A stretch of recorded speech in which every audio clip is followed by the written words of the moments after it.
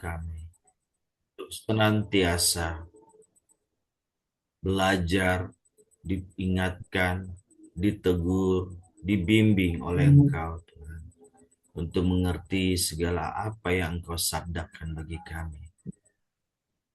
Urapi setiap kami ya Tuhan, apa yang kami baca, apa yang kami dengar, apa yang kami diskusikan tentang firman. Dari itu semakin menambah kekuatan bagi kami, supaya kami terus berjalan dalam rambu-rambu kasih-Mu untuk menikmati bahkan juga melakukan segala perintah-Mu di dalam tugas daripada Engkau bagi kami untuk memberitakan kabar baik bagi semua orang. Terima kasih ya Tuhan.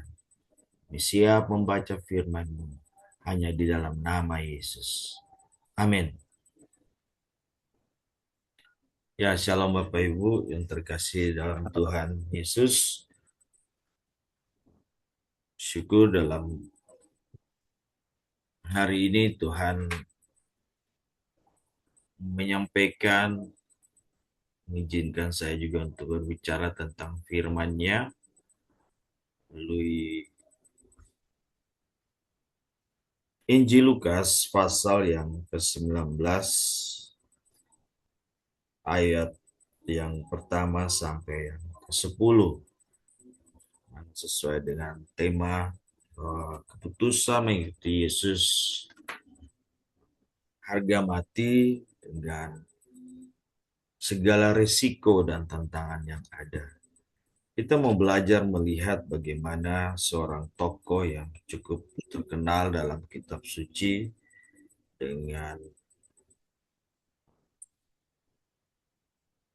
keradikalannya mengikuti Yesus, keradikalannya untuk mengambil keputusan yang besar dalam kehidupannya, yaitu Sakeus. Saya akan bacakan di dalam Lukas pasal 19 ayat 1 sampai 10. Yesus masuk ke kota Yeriko dan berjalan terus melintasi kota itu. Di situ ada seorang bernama Sakeus, kepala pemungut cukai, dan ia seorang yang kaya. Ia berusaha untuk melihat orang apakah Yesus itu. Tetapi ia tidak berhasil karena orang banyak, sebab badannya pendek. Maka berlarilah ia mendahului orang banyak, lalu memanjat pohon ara untuk melihat Yesus yang akan lewat di situ. Ketika Yesus sampai ke tempat itu, ia melihat ke atas dan berkata, "Sakeus, segeralah turun, sebab hari ini aku harus menumpang di rumahmu." Lalu Sakeus segera turun dan menerima Yesus dengan sukacita. Tetapi semua orang melihat hal itu bersungut-sungut, katanya, "Ia menumpang di rumah orang berdosa." Tetapi Sakeus berdiri dan berkata kepada Tuhan, "Tuhan, setengah dari milikku akan kuberikan kepada orang miskin. Dan sekiranya ada sesuatu yang kuperas dari seorang akan kukembalikan 4 kali lipat." Kata Yesus kepadanya, "Hari ini telah terjadi keselamatan kepada rumah ini, karena orang ini pun anak Abraham, sebab Anak Manusia datang untuk mencari dan menyelamatkan yang hilang." Amin. Hal apa yang boleh kita bersama-sama melihat daripada Sakeus yang mengambil keputusan dengan berniat dengan satu pertanyaan, keinginan melihat Yesus ini seperti apa, tokoh seperti apa yang begitu banyak pengikutnya, dan mendengar daripada segala perbuatan-perbuatan ajaib yang Tuhan Yesus lakukan. Dan Sakeus mendengar dan dia memiliki niat yang tulus untuk datang melihat dan mendekati Yesus pada saat itu. Sedikit latar belakang daripada Sakeus yang kita tahu Alkitab mencatat, dia adalah seorang yang kaya. Dia seorang yang memiliki status sosial yang begitu luar biasa. Pemungut cukai, Alkitab mencatat bahwa dia seorang pemungut cukai, atau dia dalam latar belakangnya bukan pemungut cukai biasa, bukan preman pasar ataupun anggota Pol PP yang atau Pemda yang meminta kutipan daripada uh, perpajakan di pasar, tetapi dia seorang kepala bagian atau punya status yang cukup tinggi. Yang kedua, dia sangat berpengaruh. Jadi begitu banyak orang yang mengenal dia. Tetapi dia juga punya latar belakang yang uh, cukup buruk oleh karena status dan juga kuasa dan juga sebagai orang kaya. Alkitab mencatat bahwa di mana ayat yang ke-7 bahwa orang-orang bersungut melihat bahwa mengatakan bahwa dia adalah seorang berdosa. Jadi ini ada indikasi bahwa Sakeus ini bukan orang yang taat beragama Yahudi pada saat itu. Dia dibenci, dikucilkan, dan juga dengan profil dia memiliki tubuh yang pendek. Nah, jadi sangat uh, kontras juga dengan status. Jadi tidak semua orang yang kaya, tidak semua orang yang memiliki status sosial yang tinggi itu dapat dihormati. Tapi Sakeus sebagai tokoh yang dicatat Alkitab, dia uh, dibenci, dikucilkan, dan sangat tidak dihormati. Mungkin saja kalau karena pekerjaannya itu, atau juga karena memang gaya hidup dia sebagai seorang yang kaya, yang berkuasa, memiliki track record yang kurang bagus. Secara rohani juga memang dia jauh daripada Tuhan. Tetapi ada hal yang indah saat Alkitab mencatat bagaimana Sakeus mengambil satu keputusan yang besar dalam kehidupan dia. Mungkin dia selama hidup dalam status sosial yang tinggi, punya kuasa, ada hal-hal yang kosong di dalam kehidupan dia. Sehingga pada saat dia mendengar tentang Yesus, kita bisa melihat saat dia bertemu Yesus dan Yesus memanggil dia, ada sukacita yang besar sampai dia bisa diterima oleh Kristus dengan segala kerinduannya dia untuk bertemu dengan Kristus. Ini suatu keputusan yang uh, sangat besar menurut saya dari lihat bagaimana Sakeus dengan latar belakangnya. Dan hal yang kedua bahwa bisa kita melihat dengan identitasnya dia seperti itu, dengan pandangan masyarakat, pandangan banyak orang tentang Sakeus yang dikucilkan, yang dianggap sudah dicap sebagai orang berdosa, tapi dia tidak mau terkurung oleh karena perkataan orang. Dia tidak mau terkurung oleh karena penghakiman orang lain. Dia tidak mau terhambat oleh karena uh, apa yang menjadi isu ataupun uh, yang disematkan dia sebagai orang berdosa.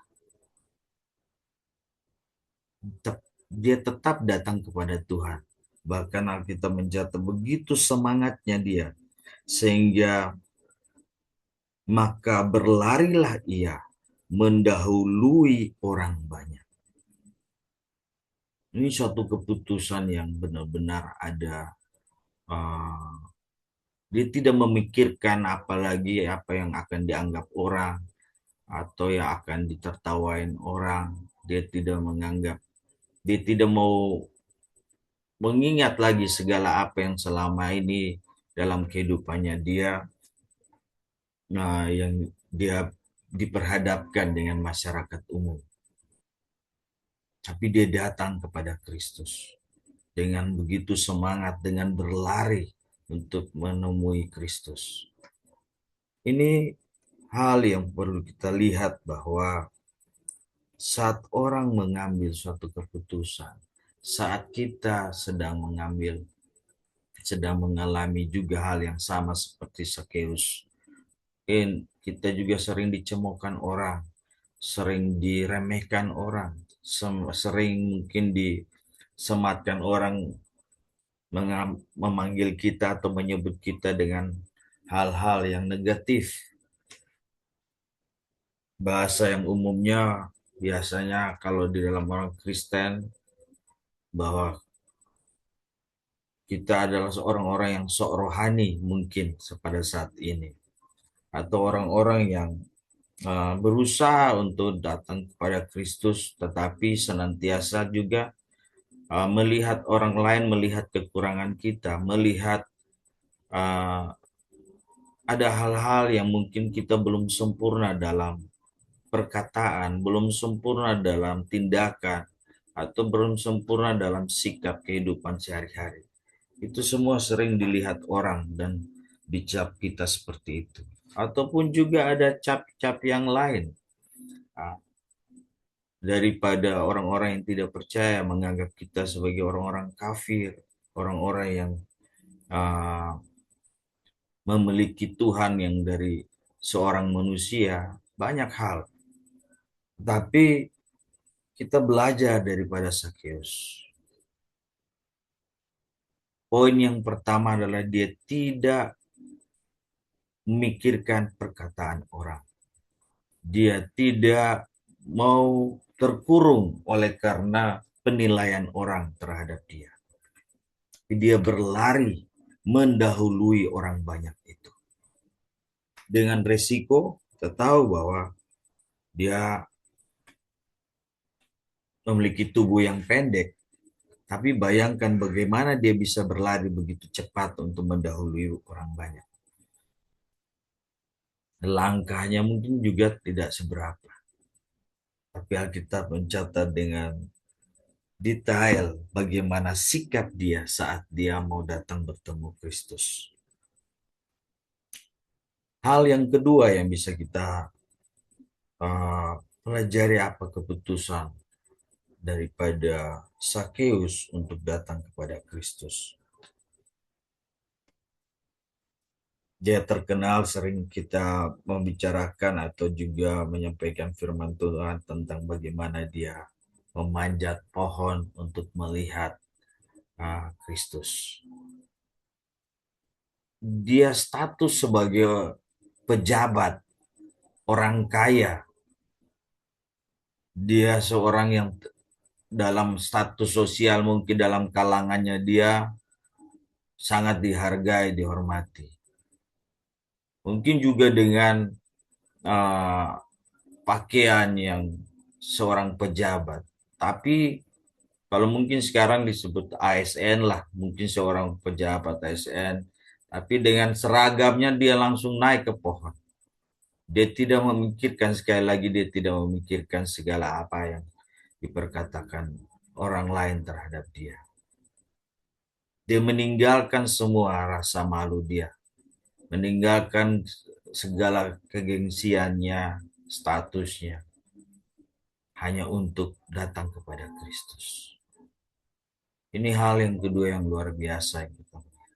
Jadi dia mengambil satu tindakan yang benar-benar timbul oleh karena keinginannya, timbul oleh karena kehausan akan uh, ketenangan. Saya percaya dia sebagai seorang manusia yang biasa. Sakeus juga punya masa-masa yang pasti dipikirkan bagaimana dia dicemoohkan orang, bagaimana juga dia terpaut dengan kekayaannya. Alkitab mencatat bahwa orang yang kaya tidak akan pernah tidur dengan tenang. Dia akan memikirkan hartanya dimanapun berada, di situ juga jiwanya berada. Zekeus juga mengalami hal yang sama. Tapi pada saat dia mau datang kepada Kristus, itulah yang memacu dia meninggalkan semua itu, segala perasaan, pikiran selama ini. Dia datang kepada Kristus untuk mendapatkan apa yang dia rindukan, yaitu ada kekosongan, ada hal yang perlu dia isi sepenuhnya. Dia mau mencari tahu, dia mau mendapatkan harta yang sesungguhnya. Harta dunia yang dia sudah dapat sebagai status sosial, kekayaan ada, kekuasaan ada. Tapi dari identifikasi Sakeus kita melihat pasti ada hal yang kosong. Ada satu ruang di dalam hati dia yang perlu diisi, dan dia melihat Kristuslah yang tepat bagi dia. Dan apa yang kita lihat sambutan Kristus bagi orang yang mencari dia, orang yang sungguh-sungguh dengan niat yang tulus, orang yang mampu atau orang yang berani meninggalkan semua halangan itu. Yaitu Yesus menyambut dia dengan berkata, ketika Yesus sampai ke tempat itu, ia melihat ke atas dan berkata, Sakeus, segeralah turun sebab hari ini aku harus menumpang di rumahmu. Betapa sukacitanya, Alkitab mencatat. Lalu Sakeus segera turun dan menerima Yesus dengan sukacita. Jadi berapa waktu yang harus dia lalui dengan kehidupan yang ada itu. Tapi pada saat Yesus menyambut dia, Alkitab mencatat dengan sukacita. Langsung terisi apa yang dia rindukan itu. Dia tidak memikirkan kekayaannya. Hal-hal, banyak hal yang menjadi penghalang. Tapi dia mampu meninggalkan itu semua. Tidak memikirkan semua itu. Hanya datang kepada Kristus. Itu menjadi tujuan utama dia pada saat itu. Dan ayat 8 mencatat, tetapi Sakeus berdiri dan berkata kepada Tuhan, Tuhan, setengah dari milikku akan kuberikan kepada orang miskin, dan sekiranya ada sesuatu yang kuperas dari seorang akan kukembalikan 4 kali lipat. Kita lihat ayat 7, di situ dia dihujat. Di situ diomongin tentang kekurangan dia, bahwa dia adalah seorang berdosa. Tapi apa tanggapan daripada Sakeus? Itu keluar spontan daripada hati yang sedang penuh sukacita saat dia menerima Kristus. Dia tidak membantah, dia tidak menyerang orang-orang yang menuduh dia atau yang mencemoohkan dia, yang mentertawakan dia.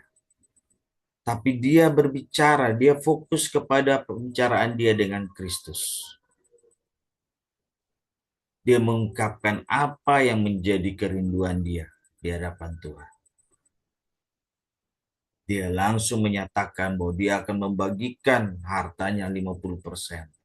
Dia akan menyatakan juga dengan apa yang kalau memang ada yang terperas, yang pernah dia peras ataupun yang mengambil tindakan dalam memungut cukai atau memungut pajak daripada orang-orang, dia akan kembalikan sepenuhnya. Ini luar biasa. Sakeus memiliki keputusan yang dahsyat dalam kehidupan dia. Dia tidak langsung membalas apa cemoohan orang. Dia tidak fokus kepada apa yang dikatakan orang. Di tengah-tengah begitu banyak orang, itu dipermalukan, direndahkan. Mungkin juga ada yang datang kepada Kristus dan berkata hal yang lain. Oh, dosanya mungkin dia di orang kaya itu kerjaannya di tempat pelacuran atau kerjaannya korupsi, ambil uang rakyat, atau mungkin ada hal-hal yang buruk lagi. Tapi kita lihat Alkitab mencatat fokusnya hanya kepada Kristus dan Kristus pun hanya fokus kepada ketulusan daripada Sakeus. Nah, apa yang menjadi resiko daripada keputusan Sakeus? Sudah pasti kita melihat dari latar belakangnya. Resiko mengikuti Kristus bukan hanya dia akan dicemoohkan orang, dia akan dikucilkan orang, dia akan dihina orang, dia akan mungkin berubah kehidupannya sepenuhnya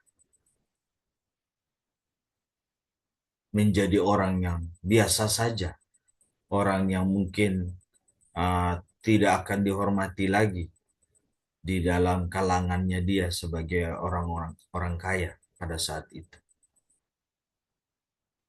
Resikonya dia harus kehilangan harta. Alkitab mencatat dia membagikan kembali. Dia berjanji dan dia mengatakan di hadapan Kristus bahwa kuberikan kepada orang miskin dan kepada sekiranya ada sesuatu yang kuperas dari sempat orang akan kukembalikan 4 kali lipat. Setengah dari kekayaannya. Itu resiko yang besar. Bagaimana dengan segala kekayaan yang ada mengikuti Kristus, dia nggak peduli kekayaannya lagi. Ini yang perlu kita belajar daripada Sakeus. Alkitab mencatat kisah ini menjadi satu gambaran yang penuh bagi kita. Bukan hanya menyerahkan diri, bukan hanya dengan datang dengan hati yang tulus, tetapi ada hal-hal yang menjadi penghalang. Sebagaimana kita lihat kisah daripada seorang kaya, anak muda yang kaya juga demikian. Datang kepada Kristus. Dia seorang yang kaya dan bahkan dia juga seorang yang taat. Perbandingan antara Sakeus dan pemuda kaya itu. Pemuda itu seorang yang bukan hanya kaya tapi juga kaya dalam hal rohani, mengikuti semua hukum Taurat dan berani dia ungkapkan di hadapan Tuhan. Dengan bangganya, dengan percaya dirinya. Tapi pada saat Yesus mengatakan, jualah semua hartamu dan ikutlah aku. Apa yang terjadi? Pemuda itu tidak berani mengambil risiko. Seperti Sakeus. Pemuda itu tidak berani meninggalkan segala status sosial. Pemuda itu tidak berani meninggalkan puji-pujian atau penghormatan daripada orang lain bagi diri. Suatu perbandingan yang jelas dalam Alkitab dalam mengambil keputusan setiap kita. Ada risiko yang perlu kita ambil. Ada risiko yang harus terjadi. Tapi seorang Sakeus dan pemuda kaya ini, perbandingan yang nyata. Bagaimana Sakeus datang kepada Kristus dengan tekad yang bulat, dengan berlari yang kencang, dengan meninggalkan segala status, tidak memikirkan kekayaan dalam penghinaan. Beda dengan orang kaya. Dia datang karena orang memandang dia sebagai orang yang juga taat beragama. Orang yang kaya, seorang muda yang sukses tanpa harus berlari. Tapi dia datang hanya untuk mengungkapkan bahwa dia adalah seorang yang taat. Semua apa yang dikatakan dalam Taurat dia lakukan. Tapi Tuhan langsung mengoreksi dia. Karena apa yang di dalam hati dia Tuhan tahu. Seperti juga Sakeus, Tuhan tahu hati daripada Sakeus. Dalam mengambil keputusan, banyak risiko yang harus dialami dari antara Sakeus dan pemuda yang kaya itu. Hal yang berikut yang boleh kita lihat, tantangan apapun yang dialami Sakeus dalam segi fisik sudah kurang. Di dalam segi pengetahuan rohani, Alkitab tidak mencatat, tetapi dalam uh, ayat yang mengatakan dia adalah seorang yang berdosa, berarti dia memang tidak dekat ataupun tidak rohani istilah saat ini. Tidak orang yang belajar tentang agama atau belajar tentang firman Tuhan. Dia seorang yang memang uh, sudah sebut berulang kali bahwa dia adalah seorang yang kaya. Dan risiko-risiko ini adalah menjadi tantangan bagi dia. Dan dia harus datang kepada Kristus. Bukannya untuk menambah atau ada kelepasan daripada mungkin dia bisa disanjung, dihormati, ataupun mungkin dia bisa diterima dalam kalangan rohani, diterima oleh masyarakat. Tapi apa? Saat dia datang kepada Kristus, malah dia semakin dicemoohkan. Pada saat dia mendekati Kristus, semakin banyak hal yang diungkapkan tentang profil kehidupannya dia. Dan dia tidak peduli soal itu. Dia hanya peduli saat Kristus memanggil namanya. Saat Kristus menyatakan kasihnya. Itu yang meluap-luap dalam kehidupannya. Jadi ibarat seperti tema yang Kingdom Family sematkan untuk bulan ini.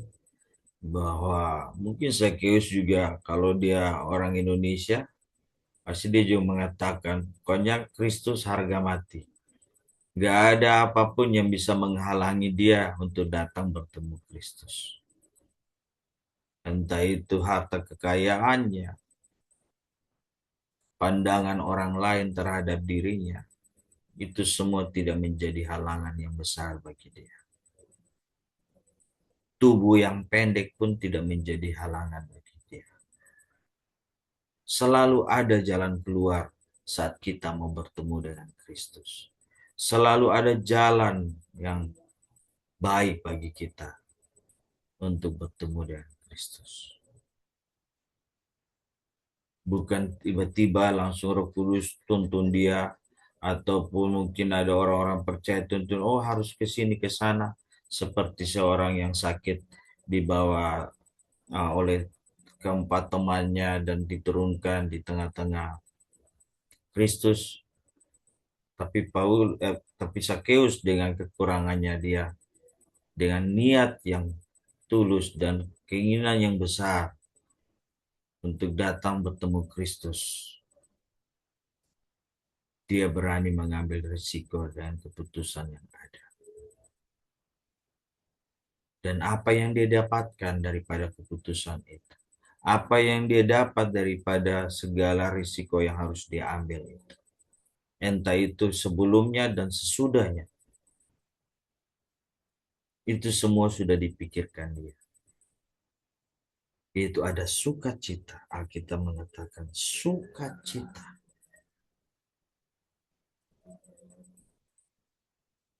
Jadi hal yang penting. Alkitab terus banyak menuliskan tentang sukacita. Tentang kebahagiaan. Tentang hal-hal yang inti daripada kehidupan manusia. Adalah ketenangan. Dan sukacita dalam kehidupan. Buat apa kita memperoleh segala sesuatu di bumi dan harus kehilangannya? Banyak orang mengambil keputusan mungkin radikal seperti Sakeus. Banyak orang yang memiliki niat seperti seorang pemuda yang kaya itu datang kepada Tuhan. Tetapi banyak orang yang tidak mau mengambil risiko setelah dia mengikuti Kristus. Ataupun mungkin sebelum mengikuti Kristus pun tidak mampu atau tidak berani ambil risiko datang kepada Kristus. Tapi lebih banyak daripada yaitu orang yang datang kepada Kristus telah percaya, tapi setelah mau dibina di dalam Kristus, mau ditolong di dalam Kristus, mau diperbaharui oleh Kristus. Tapi pada saat ada risiko, ada tantangan, ada halangan, ada hal-hal yang harus terjadi dalam penderitaan mengikuti Kristus, ada hal-hal yang harus digenapi dalam kehidupan dia, itu selalu gagal. Padahal penderitaan dan tantangan adalah satu bagian yang tidak terpisahkan di dalam kasih karunia. Karena Alkitab mencatat, barang siapa yang menderita oleh karena nama Kristus, dia boleh memperoleh hidup apa yang Tuhan siapkan. Apa yang Tuhan siapkan tentang sukacita itu. Itu yang menjadi penting. Jadi hari ini Tuhan mengingatkan kepada kita semua. Di dalam Kristus ada sukacita. Kita belajar daripada Sakeus dengan segala kekurangannya, tantangannya, dan kelebihannya. Dan kelebihannya juga itu menjadi tantangan, yaitu kekayaannya untuk datang kepada Kristus. Karena Alkitab mengatakan tidak seorang kaya sulit masuk surga. Seperti seekor unta untuk melewati lubang jarum. Itu tantangan yang besar juga. Kita belajar dari Sakeus. Tokoh yang memiliki kelebihan dan sekaligus memiliki kekurangan di dalam pandangan masyarakat luas. Dia melewati semua itu untuk datang kepada Kristus. Dan dia tidak membalas cemoohan ataupun tuduhan atau penghinaan terhadap dia. Tapi dia berbalas dengan penuh sukacita, yaitu mengembalikan apa yang menjadi milik atau menjadi hak bagi orang lain di hadapan Kristus. Ini hal yang indah bagi kita saat kita sedang mengalami segala sesuatu. Kita mengingat bagaimana Sakeus melewati semua itu. Atau saat ini juga kita sedang penuh berkat daripada kasih Tuhan. Dalam kehidupan kita secara finansial kita dipenuhi oleh Tuhan. Secara kesehatan kita telah dipulihkan Tuhan ataupun terus dipelihara Tuhan. Hari-hari kita selalu mendapatkan hal-hal yang baik dan benar dalam kehidupan kita. Itu juga menjadi satu tantangan bisa kita terlena. Dan pada saat ada tantangan yang besar yang harus terjadi dalam kehidupan kita, kita mulai meninggalkan Tuhan. Kita mulai seperti seorang pemuda yang kaya itu. Belum sepenuhnya kita kasih kepada Tuhan. Walaupun kita sudah percaya. Belum seradikal Sakeus untuk langsung berjanji di hadapan Tuhan. Jadi pada pagi hari ini Tuhan mengingatkan kepada kita semua melalui tokoh seorang yang telah dipulihkan Tuhan, Sakeus. Dengan mengambil segala risiko yang ada, tantangan tetap dipercaya kepada Tuhan. Apapun cemoohan orang, apapun perkataan orang lain, pendapat orang lain tentang dirinya, dia tidak menggubris itu. Dia hanya fokus kepada Kristus.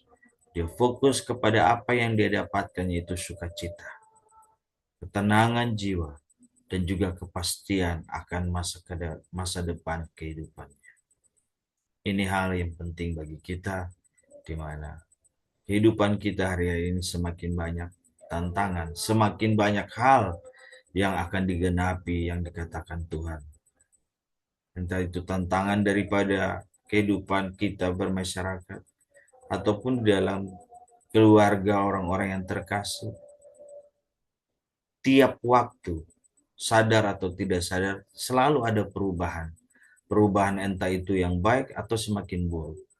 Tapi yang jelas kita melihat hari-hari semakin buruk sesuai dengan apa yang dikatakan firman Tuhan. Kita mengambil risiko untuk melewati itu semua oleh karena keimanan kita di dalam Kristus. Kiranya kita senantiasa tetap teguh, bersama-sama saling menopang satu dengan yang lain. Jangan seperti Sakeus yang sendirian untuk berlari di hadapan Tuhan, datang kepada Tuhan. Tetapi saat ini kita adalah satu rumpun keluarga di dalam kasih Kristus. Untuk saling menopang, mengingatkan, untuk berjalan terus melewati segala tantangan, penderitaan, risiko, penghalang yang ada, untuk kita setia sampai mati dalam Kristus. Mari kita berdoa.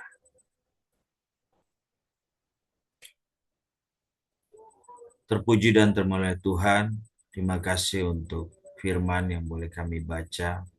Hamba yang menyampaikan segala apa yang telah hamba dapat daripada Engkau ya Tuhan.